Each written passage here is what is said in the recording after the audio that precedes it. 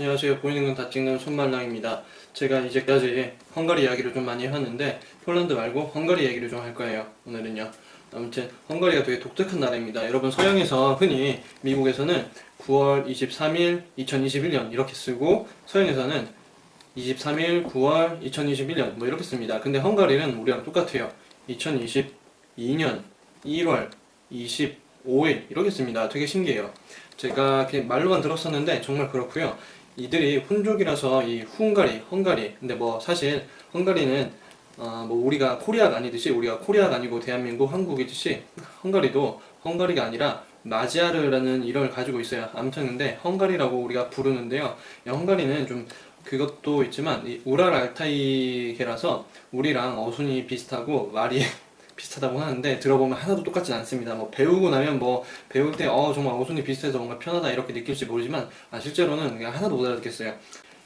헝가리 하면은 여러분은 뭐가 생각나실지 모르겠지만 보통은 다들 부다페스트 와인이라던가 아니면은 부다페스트 호텔, 영화 부다페스트 호텔이 좀 생각나실 거예요. 그리고 뭐 여행 많이 갔다 오신 분도 많이 계실 걸로 알고 있어요.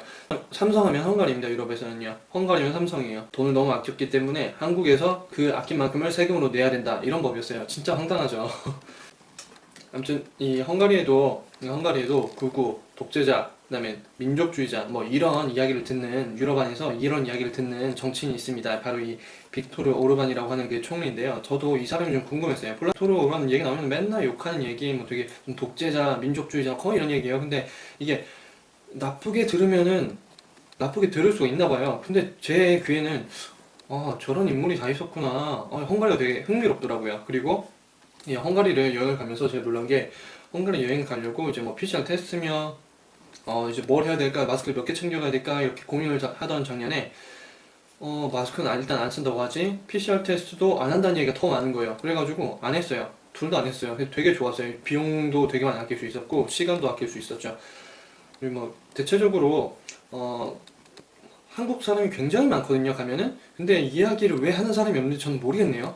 아무튼 전 잘 모르겠습니다. 아무튼 이 헝가리에 되게 유명한 사람이 몇 명이 더 있어요.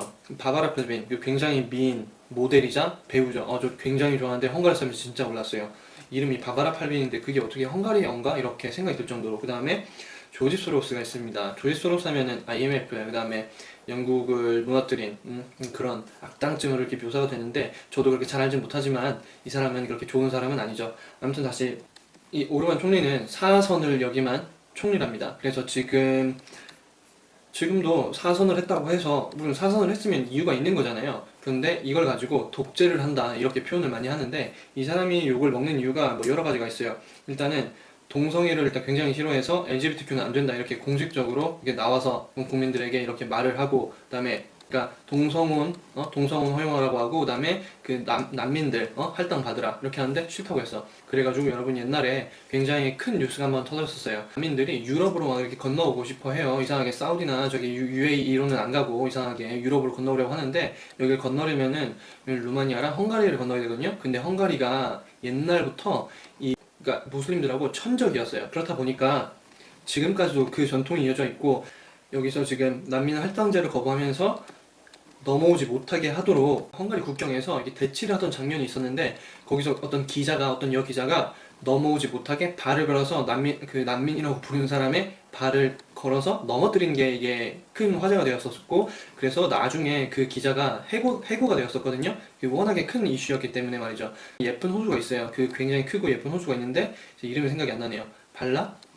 아무튼 그 호수에서 한국인들이 많이 타고 있던 유람선이 전복이 돼가지고 여기서 우리나라 정부가 이 소방대원들을 급파했던 적이 있었어요. 그래서 뭐 욕도 많이 먹고 정말 황당한 대책이다 이런 얘기를 했었던 적이 있었는데 아무튼 굉장히 한국과도 굉장히 친밀하고 가까운 나라이면서 또 이 헝가리는 유럽과 다르게 기본 유럽들과 다르게 이 친미 그러니까 트럼프를 굉장히 좋아하는 국가 중에 하나였어요. 물론 지금 바이든은 그렇게 좋아하지는 않습니다. 그러니까 이런 말 한 적이 있었어요. 트럼프의 적은 나의 적 이러면서 소로스를 한 번 더 공격한 적이 있었는데 이 사람의 업적 중에 하나가 뭐냐면 업적이라고 할게요. 저는 그냥 교과서를 우리나라 옛날에 박근혜 대통령이 그 국정교과서라고 했던 거 있잖아요.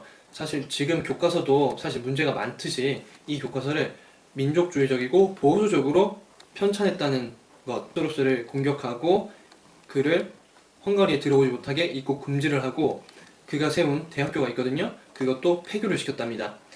이 헝가리라는 작은 나라가 유럽연합 소속에서 이렇게 말도 안 듣고 전혀 딴판으로 가고 있고 이러니까 굉장히 욕을 많이 먹을 수밖에 없어요. 그러니까 주로 유럽의 트럼프라고 하는 사람들이 두 명 있어요.